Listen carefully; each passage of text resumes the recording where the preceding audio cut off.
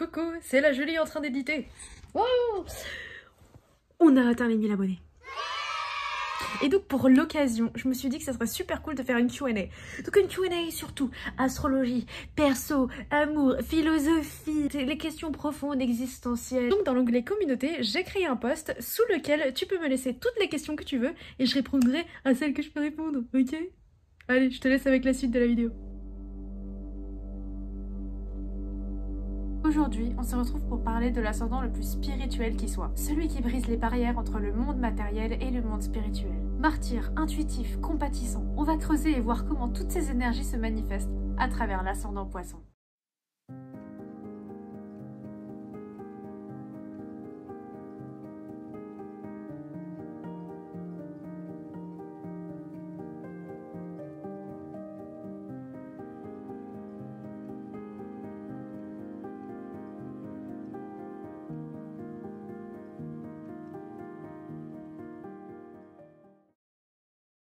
Pour commencer, l'ascendant Poisson est gouverné par la planète Neptune. Alors d'autres traditions lui attribuent Jupiter, mais ce n'est pas l'approche que je vais adopter dans cette vidéo. La planète Neptune est la planète de la spiritualité, mais dans un sens très mystique et immatériel, et non religieux et dogmatique comme pourrait l'être Jupiter. C'est donc par extension la planète des autres dimensions que la nôtre, les dimensions du rêve, les plans astraux, l'imagination. Et donc on va voir comment ces différentes énergies se manifestent à travers l'ascendant Poisson. Pour commencer, on est vraiment sur un signe qui est l'antithèse de la notion de limite et de frontières. Dans l'ordre des signes astrologiques, le Poisson vient à la dernière place. Donc il est lié à la maison 12, qu'on pourrait presque dire opposé à la maison 1, celle de l'ascendant. Dans le sens où la maison 1, c'est la maison du moi, de l'identité et donc de ma distinction par rapport aux autres. Alors que la maison 12, elle gomme la séparation et la distinction entre toutes les identités, tous les êtres. Elle démontre qu'en fait nous sommes tous connectés et que nous faisons tous qu'un en réalité. Et c'est précisément ce que l'ascendant Poisson peut vivre en étant un ascendant Poisson. Pour faire simple, on définit quelque chose grâce à ce qu'il n'est pas. Par exemple, c'est parce que je ne suis pas grande que je suis petite. C'est en me distinguant des gens grands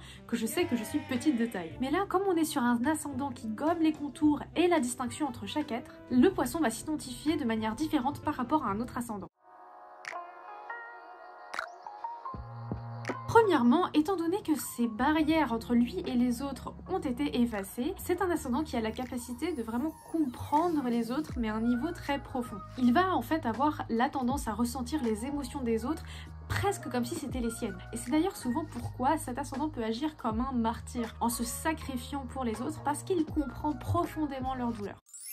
Et c'est aussi possible d'ailleurs que l'ascendant Poisson se retrouve à ressentir des émotions mais qui en fait ne sont pas les siennes, qui sont celles de d'autres personnes qui par exemple il y a 2 jours lui ont raconté leurs soucis et leurs difficultés. Et oui, en fait c'est grâce à l'empathie que l'ascendant Poisson a la capacité de se connecter aux autres bien plus que d'autres ascendants. Et d'ailleurs les autres le ressentent, ils vont raconter leurs problèmes et leurs secrets à l'ascendant Poisson parce qu'ils sentent toutes ces tendances psychologiques derrière. Toute cette dynamique là est une force et un très beau côté de l'ascendant Poisson, mais qui peut devenir évidemment handicapant si jamais elle n'est pas conduite avec conscience, dans le sens où certaines personnes peuvent du coup marcher sur les pieds d'un ascendant Poisson ou abuser de sa bonté et de son empathie. Et on ne veut pas ça. Et d'ailleurs cet ascendant peut avoir du mal à mettre du coup les fameuses barrières, limites avec les gens, à les remettre à leur place, tu vois. Presque en faisant passer les émotions des autres avant les siennes. Savoir naviguer avec conscience cette capacité d'empathie, c'est une des leçons principales de l'ascendant Poisson. Par extension à tout ça, l'ascendant Poisson peut aussi endosser différentes personnalités en fonction des lieux où il est et des personnes avec qui il se trouve. Un peu à la façon d'un caméléon ou plutôt d'un miroir, je dirais, étant donné que c'est pas forcément quelque chose qu'il fait de manière délibérée, il va refléter les énergies qu'il a autour de lui. D'ailleurs, ça peut le mener à se demander qui il est vraiment au final et à ne plus savoir exactement qui il est. Et d'ailleurs, si cet ascendant-là a d'autres aspects avec d'autres planètes, ces traits de personnalité issus des aspects avec les autres planètes se verront fortement, étant donné qu'elles viendront apporter leurs caractéristiques, donnant plus de définition à cet ascendant. En addition à tout ça, l'ascendant Poisson peut aussi avoir tendance à s'identifier à quelque chose d'immatériel, de plus vaste que lui en fait. Voilà, ça peut être s'identifier à l'art qui, de par sa notion d'inspiration, prend racine dans quelque chose d'immatériel, dans l'éther, dans l'univers, dans la force divine. Ça peut être aussi s'identifier à de la philosophie ou à de la spiritualité. Il y a vraiment en fait ce désir au fond de lui de se connecter et de s'identifier à quelque chose de bien plus vaste que lui en fait. C'est d'ailleurs aussi possible que cet ascendant, sans qu'il s'en aperçoive nécessairement, manque quelque part d'un certain ancrage dans la réalité tridimensionnelle, si je puis dire, l'encourageant à ne pas toujours agir de manière pragmatique face à une situation. Et donc c'est possible que par exemple il loupe des drapeaux rouges dans une relation avec une personne, le menant souvent dans des situations difficiles, compliquées, qui auraient pu être évitées s'il avait observé davantage et s'il avait agi de manière pragmatique.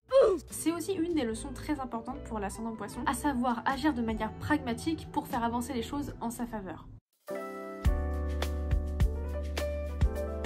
Cet ascendant aussi peut donc sentir les émotions des autres, mais aussi et surtout les énergies des autres, des lieux où il va, les œuvres d'art qu'il peut croiser, des objets aussi, bref, tout ce qu'il y a autour de lui. Et cette capacité peut vraiment être un atout dans le sens où ça lui donne une myriade d'informations en plus que d'autres signes n'auraient pas eu, mais ça peut être aussi handicapant si jamais il n'a pas développé une pratique de nettoyage énergétique qui lui convienne à lui en particulier, parce qu'il peut très vite se trouver genre pollué de plein d'énergie dont il n'a pas besoin et qui ne sont même pas les siennes en fait. Faut vraiment qu'il apprenne à contrôler cette faculté pour que ça puisse jouer en sa faveur et en la faveur des gens qu'il aime. L'ascendant Poisson se retrouve donc dans une situation difficile ou face à un problème, comme tu l'auras peut-être deviné en écoutant le début de ma vidéo, il aura une certaine tendance à fuir le problème, donc soit à travers des substances, la rêverie, le sommeil ou même tout simplement la non-action et l'attente, en espérant un peu derrière que les choses s'apaisent d'elles-mêmes et qu'elles se tassent pour que lui puisse passer au-delà et avancer comme ça. Le problème avec ça, c'est que souvent c'est l'action éclairée qui nous permet de régler le problème et de grandir en tant que personne.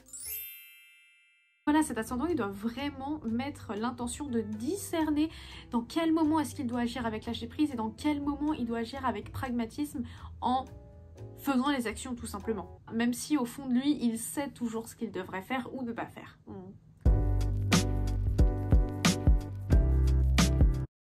Ici, on est face à un signe d'eau, donc l'eau représentant les émotions. On est ici donc avec un signe très émotionnel. Parce qu'il ressent beaucoup les choses, il a connu des bas très bas et des hauts très hauts. Ces expériences-là lui ont donné quelque part une sagesse additionnelle par rapport aux autres quand il s'agit de la notion de noirceur et de mal. Dans le sens où il sait que si une personne est mauvaise, par exemple, c'est parce qu'elle souffre derrière en fait. Et donc par extension, c'est un signe qui aura moins tendance à juger que les autres. En fait, il arrive à aller au-delà de la noirceur des choses. Comme je le dis dans ma vidéo d'introduction sur l'ascendant, tous nos traits d'ascendant prennent racine dans un environnement. Alors pour l'ascendant Poisson, honnêtement, j'ai vu une myriade de causes en fait. Et on ne va pas pouvoir parler de toutes dans cette vidéo.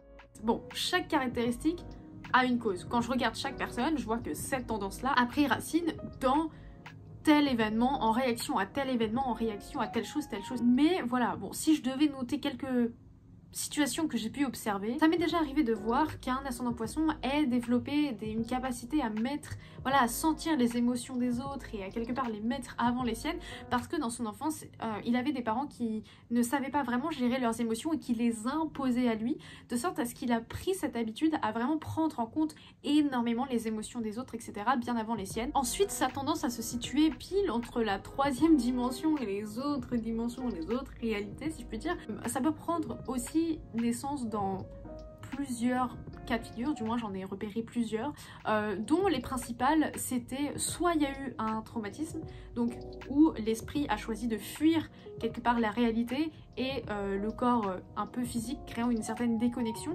parce que voilà, la situation était trop difficile. Soit ça peut être aussi parce que l'enfant ascendant Poisson a été élevé dans un environnement qui mettait vachement l'accent sur l'approche spirituelle avec la foi, etc. Donc voilà, ça peut être une myriade de choses, mais en tout cas, chaque caractéristique a une cause.